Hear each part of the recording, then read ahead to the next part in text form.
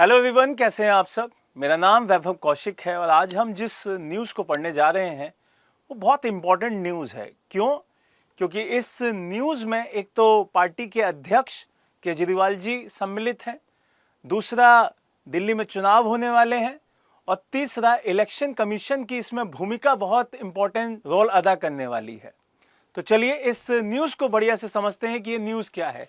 News है कि केजरीवाल जी ने आरोप लगाए हैं कि भाई हरियाणा जो गवर्नमेंट है, जैसा कि आपको दिखाई दे रहा होगा कि हरियाणा जो गवर्नमेंट है, जो बीजेपी की वहाँ पे गवर्नमेंट है, उन्होंने यमुना जी के पानी में जहर मिला दिया, जिसकी वजह से दिल्ली के लोगों की जो जान है, जो जिंदगी है, वो बहुत ही टफ कंडीशन में आ सकती थी। लेकिन केजरीवाल जी का कहना है कि उन्होंने उसे सही समय पर रोका, उस पानी को।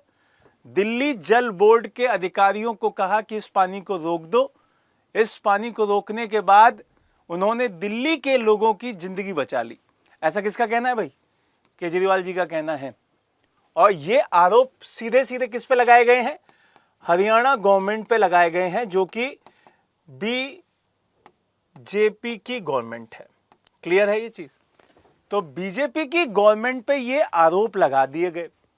अब अगर ये आरोप सिद्ध नहीं हुए कि भाई यमुना जी के जल में जहर है, तो इनको 3 साल की जेल हो सकती है। भारत के निर्वाचन आयोग ने नोटिस दिया केजरीवाल जी को कि भाई आप आज 8 बजे तक इसके सारे के सारे सबूत दीजिए कि जो ये यमुना जी का पानी है वो जहरीला था। दूसरा, आपने किस तरीके से इस पूरे पानी को रोका, ये सारे के सारे सबूत दीजिए, अदरवाइज आपको 3 साल की जेल होगी। क्यों? क्योंकि एक आप राष्ट्रीय पार्टी के अध्यक्ष हैं, आप अगर कुछ भी स्टेटमेंट जारी करते हैं तो ये पूरे पब्लिक डोमेन पर बहुत बड़ा स्टेटमेंट माना जाता है। इससे क्या होगा? इससे 2 राज्यों के बीच में जो लोग हैं, हरियाणा की जो पब्लिक है, जो दिल्ली की पब्लिक है, उनके आपसी संबंध खराब होंगे। ये सारी चीजें चुनाव आयोग ने केजरीवाल से कही हैं उस नोटिस में, और सबूत मांगे हैं आज रात 8 बजे तक।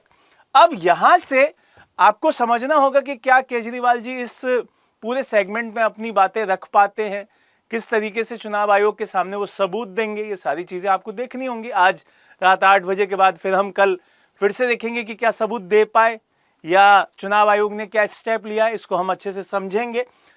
या इनको 3 साल के लिए जेल जाना पड़ेगा। क्यों? क्योंकि बहुत सारे ऐसे हमारे संविधान में, हमारे कानून व्यवस्था में ये रूल्स दिए गए हैं कि भाई आप इस तरीके की बातें जनता के सामने चुनाव के वक्त पर नहीं बोल सकते हैं, क्योंकि आप एक नेता हैं और एक बहुत बड़ी पर्सनैलिटी है हमारे भारत की। तो आपकी बात पे लोग यकीन करते हैं, तो ऐसे स्टेटमेंट्स ना दिए जाए। क्लियर है ये चीज?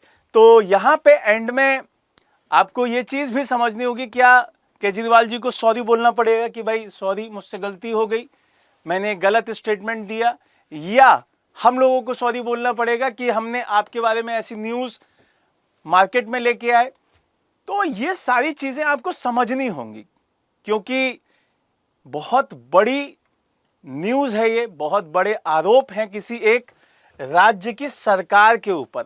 अब यहां से हम अपनी पढ़ाई का एक मेन टॉपिक पढ़ लेते हैं, जो कि टॉपिक क्या है? Election commission of India.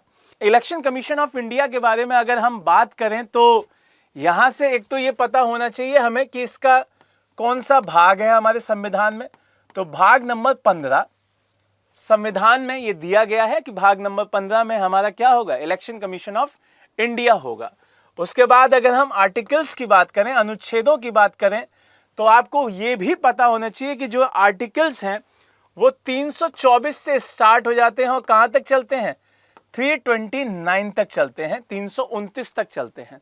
तो आर्टिकल्स की संख्या भी आपको पता होनी चाहिए।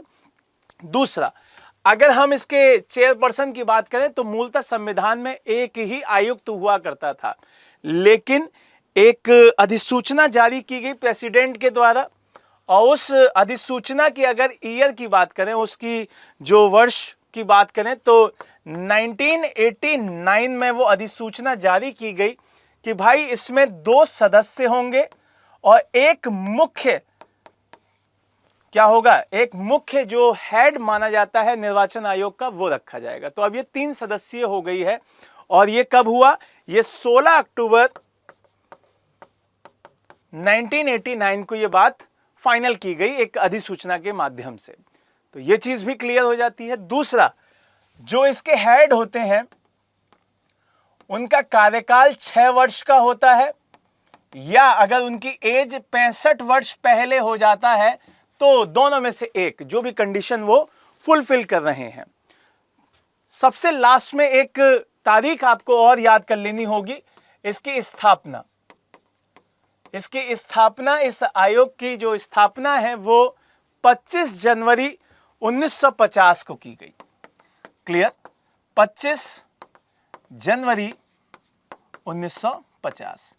तो ये हमारा इलेक्शन कमीशन ऑफ इंडिया की कुछ इंपॉर्टेंट फैक्ट्स थे जो आपको पता होने चाहिए थे। अब जल्दी से आप मुझे लास्ट में एक कमेंट बॉक्स में आंसर दीजिएगा कि यमुना में हरियाणा सरकार के द्वारा जहर मिलाने के केजरीवाल के जो दावे हैं उससे आप कितना सहमत हैं। क्या जहर मिलाया गया है, हाँ, या जहर नहीं मिलाया गया, ना? आपको कमेंट बॉक्स में इसका आंसर देना है और उम्मीद करता हूं कि ये न्यूज़ आपके लिए बहुत बेनिफिशियल रहेगी। जय हिंद, जय भारत।